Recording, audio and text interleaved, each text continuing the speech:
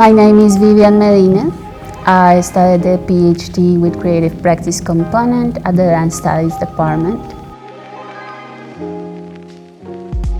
I came to New Zealand 5 years ago. I'm from Bogota, Colombia. I chose to study dance because since I was a little girl, I was very interested in movement and movement practices. I remember that I was bringing all my neighbors, putting them to dance and organizing choreographies. This has been with me since I was a little girl. My PhD research is a transdisciplinary weave in which I was trying to explore the relationships between yogic science and dance. I used the concept of torus or toroidal pattern, which is a concept that is basically used in maths and quantum physics to create a point of convergence between yoga, meditation, and the movement practice that I have. How relevant it is to consider the whole creative process as the final outcome in itself, rather than thinking only, for example, one performance, but rather consider the whole creative process over the 4 years to reflect how dance is also not only to performance or showing things, but actually to help us healing processes. That was a very special finding. Struggle that I had when my uncle in Colombia passed, and he was very, very close to my heart. Through my practice, I could clear my mind every day to keep the focus and yes, feel the pain, feel the struggle. I gathered the tools to just overcome. And I feel that at the end I took all that strength just to say, you know what, I'm gonna do this, honoring my family.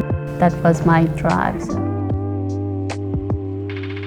The opportunity of studying here in this university and having the scholarship to really be focused on my research and do my work, not thinking about financial things or how I'm gonna survive in New Zealand, was something that of course contributed for me to get the Teens List recognition. I was completely immersed.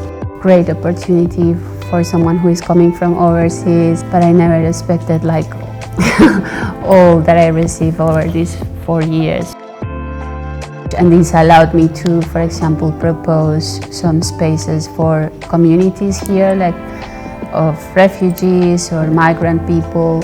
I think that what I have enjoyed more in this process of my PhD was the opportunity to bring together all my 20 years of choreographic practice and just have the space to focus on studying that, but also the opportunity to collaborate with other artists, for example, the dancers or the musician and the videographer and the photographer that I work with over the last 2 years of my PhD.